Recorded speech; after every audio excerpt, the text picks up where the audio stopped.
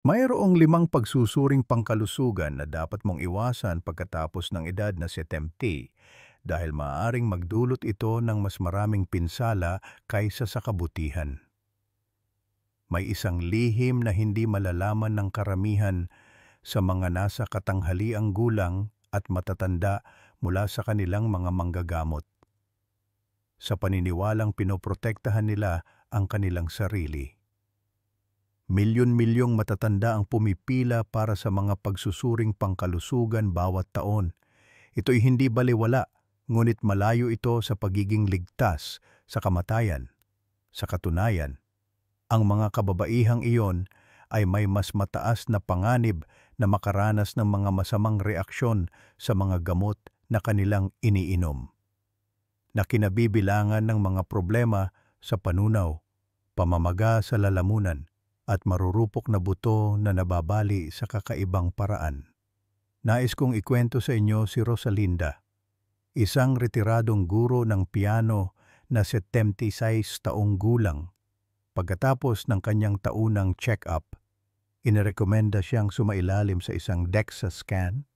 Araw-araw siyang naglalakad at hindi kailanman nakaranas ng anumang sakit o pagkahulog. Na-diagnose siya na may osteopenia, na isang bahagyang pagbaba ng densidad ng buto, ngunit hindi itinuturing na osteoporosis. Inihayag ng kanyang scan ang kondisyong ito. Agad na inireseta ng kanyang manggagamot na simulan niyang inumin ang alendronate na isang bisphosphonate.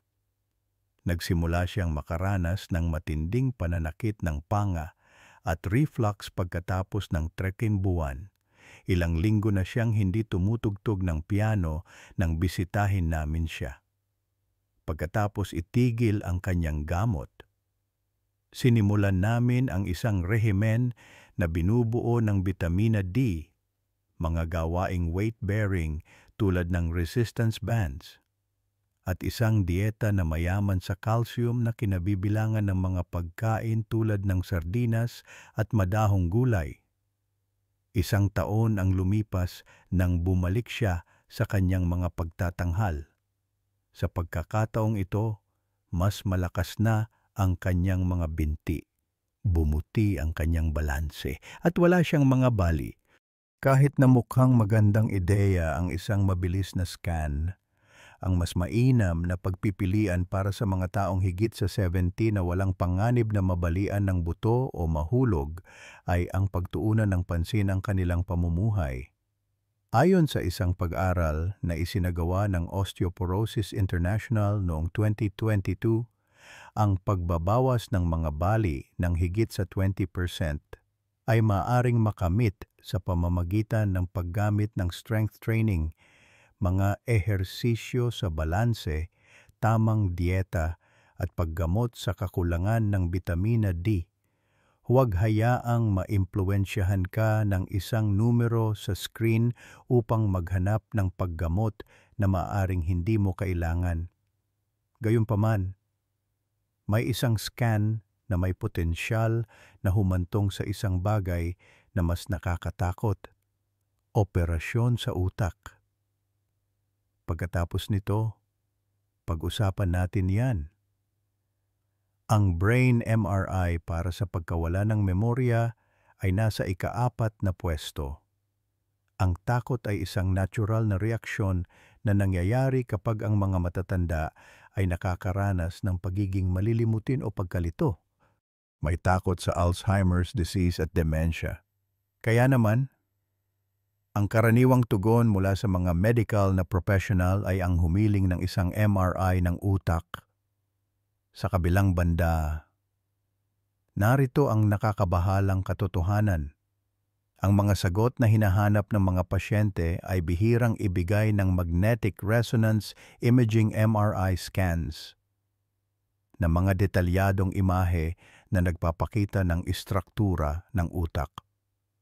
Sa katunayan, ang karamihan sa mga magnetic resonance imaging MRI scan na isinasagawa sa mga individual na may edad 70 pataas ay nagpapakita lamang ng mga pagbabagong may kaugnayan sa edad. Kasama sa mga pagbabagong ito ang bahagyang pagbawas sa volume ng utak o ang pagkakaroon ng mga white matter spot na parehong karaniwan sa mga matatanda. Ngunit dito nagiging kawili-wili ang mga bagay. Pagkatapos matuklasan ang mga spot na iyon, maaaring magsunod-sunod ang isang reaksyon ng takot, karagdagang mga pagsusuri, at posibleng intervention sa pamamagitan ng operasyon. May posibilidad na ang operation ay hindi magpapabuti sa memorya at maaaring lalo pang magpalala sa situation. Naglabas ang Neurology Today ng isang pag-aaral noong 2021 na sumuri sa higit sa 3,000 magnetic resonance imaging MRI na imahe ng mga pasyenteng may edad 70 hanggang 85 na may bahagyang sintomas sa pag-iisip. 1% ng mga sample ang nagpakita ng ilang uri ng abnormalidad sa utak, ngunit 3% lamang ng mga resultang iyon ang nauugnay sa isang karamdaman na maaaring gamutin. Tinatayang 97% ng mga individual ang nakaranas ng emosyonal na pasanin nang marinig na mayroong mali kahit na sa katotohanan ay wala namang problema, mas malala pa. Halos 12% ng mga pasyente ay isinangguni para sa mga invasive na pamamaraan tulad ng mga spinal tap o kahit na mga exploratory biopsy, na lahat ay batay sa mga resulta ng scan na hindi malinaw. Isaalang-alang ang kaso ni Gregorio, isang retiradong inhinyero na 74 taong gulang at nagpakita ng mga alalahanin tungkol sa pagiging malilimutin. Siya ay isang matalinong individual, ngunit madalas niyang nawawala ang kanyang mga susi at paminsan-minsan ay nakakalimutan ang mga pangalan ng tao. Isinangguni siya sa isang MRI ng kanyang manggagamot na nagpakita ng mga pagbabago sa white matter. Sa estado ng takot, sigurado siyang mayroon siyang dementia. Itinigil niya ang kanyang pagmamaneho at pagdalo sa simbahan. Ang mga sumunod na buwan ay nagdulot ng paglala ng kanyang pagkabalisa. Sa kabilang banda, paano kung sabihin ko sa iyo na ang ilan sa mga pagsusuring iyon, ang mga itinuturing ng iyong doktor na karaniwan ay maaring maglapit sa iyo sa posibilidad na maoperahan, ma-stroke o magkaroon ng cancer. Ayon sa kamakailang pananaliksik, aabot sa 37% ng mga medical na pagsusuri na isinagawa sa mga matatandang pasyente ay nagreresulta sa hindi kinakailangang paggamot, mga problema o mga side effect na tumatagal habang buhay. Ang mga resulta ng muling pagsusuri na aming isinagawa sa kanya gamit ang isang conventional cognitive test ay nagpakita na ang kanyang score ay nasa loob ng normal na saklaw. Ipinahiwatig namin na ang mga natuklasan sa MRI ay angkop para sa edad ng pasyente. Giniyahan namin siya tungo sa mga pagbabago sa pamumuhay tulad ng sapat na tulog, pagiging hydrated, at paglalaro ng mga cognitive games. Sa loob ng 13 buwan, bumalik sa normal ang kanyang memorya at naramdaman niyang muli siyang naging sarili niya. Pagdating sa bahagyang pagkawala ng memorya, ang isang MRI ay hindi karaniwang kapaki-pakinabang maliban kung may mga seryosong sintomas sa neurological na kasama ng kondisyon tulad ng mga seizure, biglaang pagbabago sa personalidad o mabilis na pagbaba ng mga functional na kakayahan. Ang isang cognitive screening test na isang simpleng pagsusulit sa papel na sumusuri sa memorya, atensyon, at mga kasanayan sa paglutas ng problema ay isang mas angkop na unang hakbang.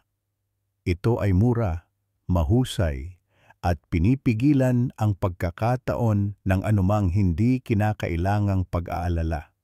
Ngayon, dapat mong ihanda ang iyong sarili dahil ang susunod na pagsubok sa aming listahan ay isa na malamang na naranasan mo ng higit sa isang beses. At may magandang dahilan kung bakit ito ang pangatlong pagsubok sa listahang ito. Ang heart stress test ay nasa ikatlong pwesto. Isa sa mga pinakasikat na pagsusuri na ibinibigay sa mga matatanda na nagrereklamo ng bahagyang pagkapagod, paninikip ng dibdib, o simpleng hindi pakiramdam tulad ng dati ay ang chest constriction test. Ang cardiac stress test ay isang proseso na sumusukat sa iyong puso habang naglalakad ka sa isang treadmill o binibigyan ng gamot na ginagaya ang aktibidad. Ang layunin ng pagsusuring ito ay upang matukoy ang mga baradong ugat. Gayunpaman, pagkatapos ng edad na 70 ang pagsusuring ito, ay madalas na nagdudulot ng mas maraming pinsala kaysa sa benepisyo, lalo na kapag isinasagawa sa mga individual na hindi nagpapakita ng anumang malinaw na sintomas ng sakit sa puso. Ito ay dahil kung minsan ay nagre-resulta ito sa mga maling alarma at hindi kinakailangang paggamot sa puso, na parehong nagdudulot ng malaking panganib. Ang issue ay nasa katumpakan. Ipinakita ng mga pag-aaral na ang porsyento ng mga false positive para sa mga stress test na nangangahulugang ipinapahiwatig ng pagsusulit na merong issue kahit na wala naman, ay maaaring umabot sa 40% sa mga taong higit sa 70. Kapag nangyari ito, isinasagawa ang mga kasunod na pagsusuri tulad ng mga angiogram, at kahit na hindi kinakailangang paglalagay ng stent o bypass surgery. Isang makabuluhang pag-aaral na inilathala sa journal na JAMA Cardiology noong 2017 ay natuklasan na higit sa kalahati ng lahat ng mga stent na inilagay kasunod ng mga rekomendasyon sa stress test ay isinagawa sa mga pasyente na walang anumang tunay na sintomas o benepisyo, at ang mga pasyenteng iyon ay hindi nakakita ng anumang pagtaas sa kanilang kalidad ng buhay o rate ng kaligtasan bilang resulta ng paggamot. Sa kabilang banda, nakaranas sila ng mas mataas na rate ng pagdurugo, pinsala sa bato bilang resulta ng contrast dye, at pinalawig na pananatili sa ospital. Naranasan ito ni Ramon, isang retiradong kartero na 75 taong gulang na pinapanatili ang kanyang sarili na aktibo sa pamamagitan ng paglalakad araw-araw. Napansin niya na paminsan-minsan ay nakakaramdam siya ng pagod kapag umaakyat ng burol sa isang check-up. Isang stress test ang iniutos para sa kanya ng kanyang manggagamot para lamang makasiguro. Ipinadala siya para sa isang catheterization, na isang pagsusuri na nagsasangkot ng pagpasok ng tubo sa mga ugat upang hanapin ang mga bara. Ang mga resulta ay hindi malinaw, kaya ipinadala siya para sa pamamaraan. Pagkatapos matuklasan ang isang maliit na bara, isang stent ang ipinasok upang dagdagan ang insulto. 99% ng mga taong higit sa 70 ay hindi alam na sila ay sumasailalim sa sobrang pagsusuri. Tinatayang isa sa mga check-up na ito, na siyang una sa aming listahan, ang responsable para sa 5% ng lahat ng kaso ng cancer sa Estados Unidos. Katumbas ito ng bilang ng mga kaso na dulot ng pag-inom ng alak araw-araw. Ito ay hindi isang bagay na sasabihin sa iyo ng iyong klinika. Hindi mo ito makikitang nakadisplay sa isang billboard. Gayunpaman, noong gabing iyon, nakaranas si Ramon ng reaksyon sa contrast dye na nagresulta sa mga problema sa bato. Ang kanyang pananatili sa ospital ay tumagal ng 6 na araw at nangailangan siya ng follow-up na pangangalaga sa loob ng ilang linggo. Dahil hindi naman ito isang kondisyon sa puso sa simula pa lang. Ang pagkapagod ay hindi nagbago. Ang katotohanan ay siya ay isang matandang lalaki na nangangailangan ng mas maraming pahinga sa pagitan ng mga gawain at mas mahusay na hydration. Kung ikaw ay higit sa 70 at hindi nakakaranas ng mga karaniwang sintomas sa puso tulad ng pananakit ng dibdib habang nag-eehersisyo, igsi ng paghinga kapag nagsusumikap, o isang malaking pagbaba ng enerhiya sa magaan na ehersisyo. Kung gayon ang isang stress test ay maaaring mas mapanganib kaysa sa kapaki-pakinabang.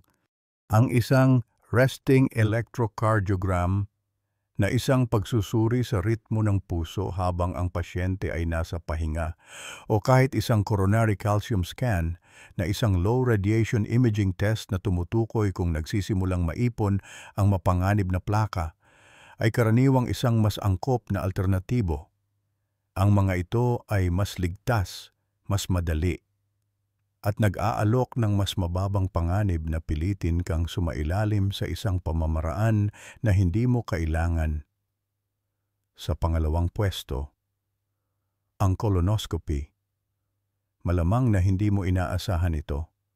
Gayunpaman, ang colonoscopy na isang pamamaraan na nagsasangkot ng paggamit ng isang mahabang kamera upang suriin ang iyong kolon, ay hindi palaging isang matalinong desisyon pagkatapos ng edad na 70, at halos hindi ito inirerekomenda pagkatapos ng edad na 75 maliban kung may mga tiyak na sintomas.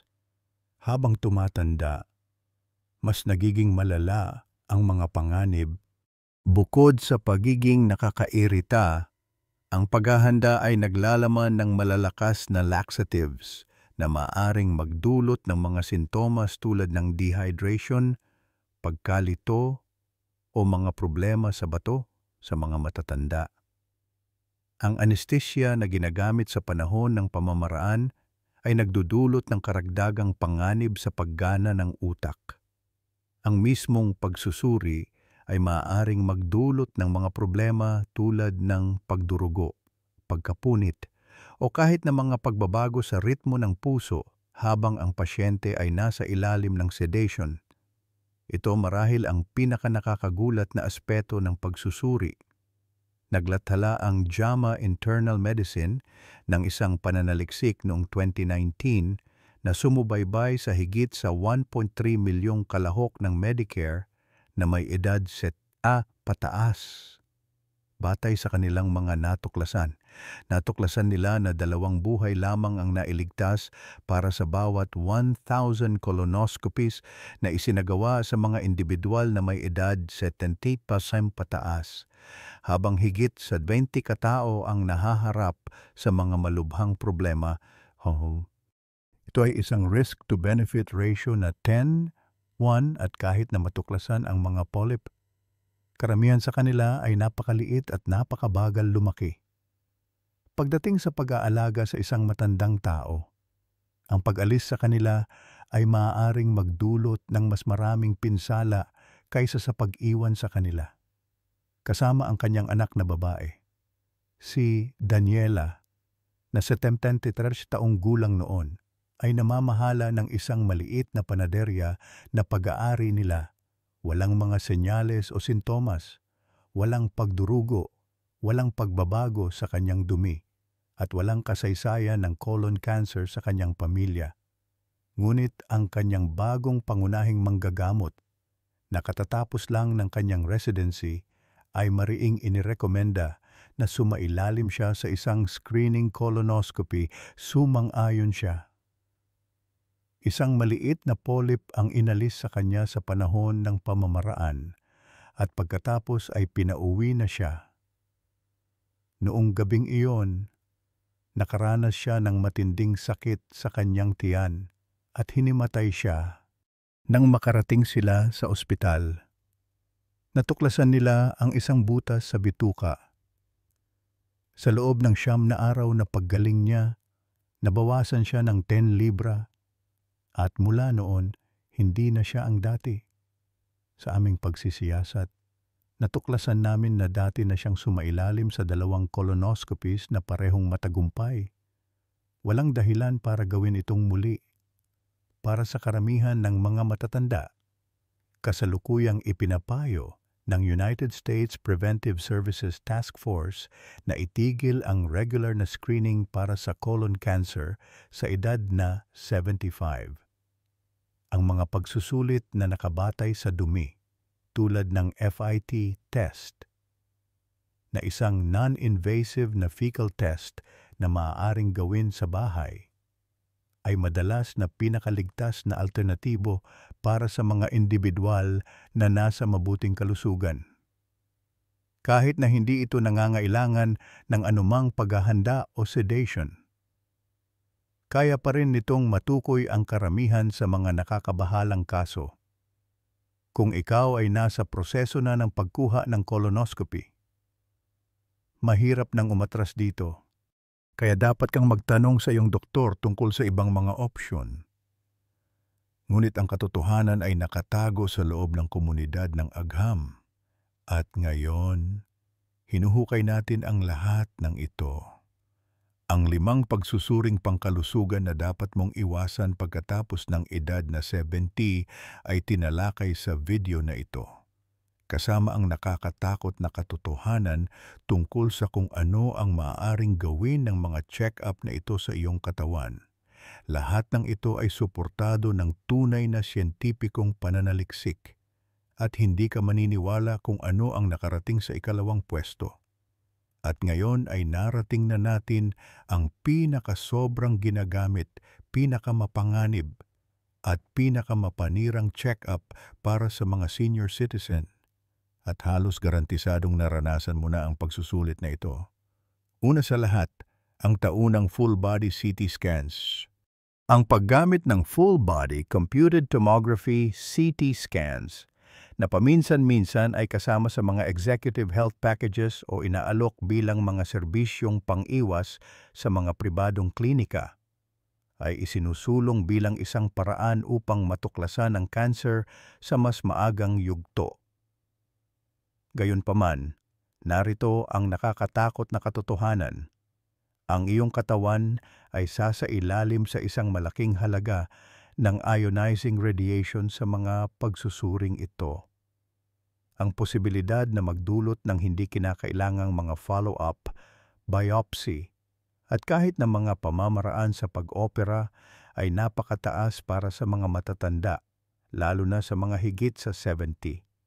Ang kabalintunaan ay walang kahit isang piraso ng ebidensya na nagmumungkahi na ang mga full body scan na walang sintomas ay nakapagliligtas ng buhay.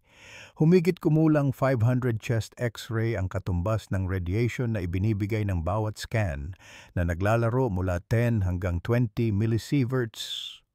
Iminumungkahi ng isang modeling study na inilathala noong taong 2023 sa journal na JAMA Internal Medicine na ang pagtaas ng bilang ng mga CT scan na isinagawa sa Estados Unidos ay maaaring responsable na ngayon sa hanggang 5% ng lahat ng mga cancer. Mailalagay nito ang mga CT scan sa parehong antas ng alcohol bilang isang salik na nagdudulot ng cancer. Nangangahulugan ito na ang isang scan na nilalayong maiwasan ang sakit ay maaaring responsable sa pagbuo ng isang cancer sa bawat 20 kaso. Ito ay hindi lamang kontraproduktibo, ngunit ito rin ay lubhang nakakatakot. Posibleng matukoy ng scan ang mga benign nodule, calcification o cyst na natural na bahagi ng proseso ng pagtanda. Gayunpaman, sa sandaling matuklasan ang mga ito, isang babala ang itataas. Pagkatapos nito, may mga karagdagang scan, pagkatapos ay mga biopsy, at sa huli ay takot. Hayaan ninyong ikuwento ko sa inyo si Marcelo, isang aktibong senior citizen na 80 taong gulang at dating nagtuturo ng martial arts sa mga mas nakababatang senior. Nagpunta siya sa isang pribadong klinika para sa isang senior elite check-up at iniulat na maganda ang kanyang pakiramdam pagkatapos. Ang kanyang full body scan ay nagpakita ng isang napakaliit na bukol na may sukat na 3 mm na nag-trigger ng isang domino effect ng mga kaganapan. Matapos mai-refer sa oncology, ipinadala siya para sa isang PET scan at sa huli ay sumailalim sa isang proseso ng needle biopsy.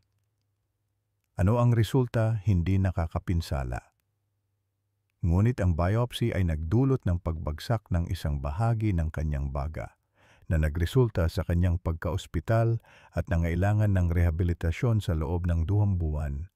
Lahat ng ito para sa isang bagay na maaaring balewalain. Ang mga full-body computed tomography scan ay hindi dapat gamitin para sa pangkalahatang screening sa mga taong walang sintomas ayon sa mga rekomendasyon ng mga eksperto. Malinaw na sinasabi ng American College of Radiology, walang ebidensya ng anumang benepisyo at may malaking panganib ng pinsala. Ang paggamit ng nakatarget na imaging ay makatuwiran kung may mga sintomas tulad ng pagbaba ng timbang na hindi maipaliwanag, pag-ubo ng dugo o kitang-kitang pamamaga.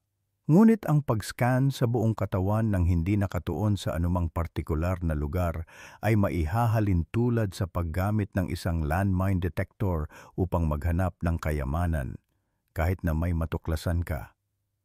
Ang pinsala ay maaaring mas malala kaysa sa sinusubukan mong iwasan. Ang pagbibigay pansin sa sinasabi ng iyong katawan ay isang mas matalinong opsyon. Dapat kang pumunta sa iyong pangunahing manggagamot para sa mga pagsusuri ng regular kung maganda ang iyong pakiramdam at dapat ka lamang sumailalim sa mga pagsusuri na malinaw na inirerekomenda. Sayang lang ang iyong oras, enerhiya, at kalusugan kung sasayangin mo ito sa mga screening na udyok ng takot at maaaring iwanan kang mas malala pa ang kondisyong medikal kaysa dati. Ngayon, naiintindihan mo na ang buong larawan. May 5 pagsusuri na maaaring mukhang kapaki-pakinabang, ngunit sa katunayan ay maaaring makapinsala, lalo na pagkatapos ng edad na 70. Ang modernong medisina ay napakabisa, ngunit hindi ito perpekto. May mga pagkakataon na ang mas kaunti ay mas mainam. Palaging tiyaking magtanong. Ano ang maaari nating asahan sa susunod? Kung may matuklasan ang pagsusulit na ito, posibleng angkop na magpahinga kung ang sagot ay hindi malinaw o kung ang mga panganib ay mas malaki kaysa sa mga potensyal na gantimpala. Tandaan na ang unang hakbang sa tunay na pag-iwas ay ang pagbabago ng pamumuhay, palaging tiyaking manatiling aktibo. Kumain ng malusog, magpahinga ng sapat, at piliin ng maingat ang iyong mga check-up. Ngayon, interesado kaming marinig mula sa iyo. Naranasan mo ba o ng isang taong mahalaga sa iyo ang mga negatibong kahihinatnan bilang resulta ng isang medikal na pagsusuri o paggamot na naging hindi kailangan? Kaya, ano ang nangyari? Isulat ang iyong mga saloobin at karanasan sa seksyon ng mga komento sa ibaba at ibahagi ito sa amin. Ikinagagalak naming pakinggan ang mga ito. Salamat sa panonood, kaagad. Walang karagdagang pagkaantala. Pag-usapan natin ang unang pagsubok na kailangan nating gawin. Kung bakit? Sa kabila ng tila kawalan nito ng panganib, may potensyal itong banayad na bawasan ang kalidad ng iyong buhay. Ang bone density scan ay nasa ika-5 pwesto. Tila walang kasalanan. Ito ay isang maikling scan. Walang sakit at walang karayom na kasangkot at aalis ka na alam kung ang iyong mga buto ay nasa panganib para sa mga bali. Ngunit narito ang isang bagay na walang nagsasabi sa iyo. Pagkatapos ng edad na 70 ang isang bone density scan ay malamang na magdulot ng mas maraming pagkabalisa kaysa sa magbigay ng anumang benepisyo. Ang scan na ito, na tinutukoy bilang isang DEXA scan sa larangan ng medisina, ay ginagamit upang matukoy ang lakas ng iyong mga buto. Bagaman ang pangunahing layunin nito ay upang matukoy ang osteoporosis, Ang mga resulta ay halos palaging nagpapakita ng nabawasang densidad sa mga matatanda, lalo na sa mga kababaihan. Ito ang kaso kahit na walang aktwal na panganib na magkaroon ng osteoporosis dahil ang pagkawala ng buto ay isang natural na bahagi ng proseso ng pagtanda. Ito ang kaso. Ito ay isang bagay na nararanasan ng lahat tulad ng mga kulubot o puting buhok. Sa kabila nito, isang malaking bilang ng mga matatanda ang pinipilit na uminom ng mga gamot tulad ng bisphosphonates na nilalayong palakasin ang mga buto. Ngunit may mga terribleng epekto tulad ng jaw necrosis na isang napakabihirang kondisyon kung saan nagsisimulang mamatay ang buto ng panga at pangangati ng lalamunan. Ngayon, pag-usapan natin ang issue. Ayon sa ilang pag-aaral, ang paggamit ng gamot upang gamutin ang bahagyang pagkawala ng buto sa mga individual na higit sa 70 ay may kaunti hanggang walang epekto sa aktwal na mga rate ng bali. Pagkatapos ng 5 taon, natuklasan ng mga mananaliksik na binawasan ng mga bisphosphonate ang insidente ng mga bali ng 0.3% lamang. Ayon sa isang pag-aaral na inilathala sa Journal of the American Geriatric Society, sinubaybayan ng pag-aaral ang higit sa 200 kababaihan na higit sa edad na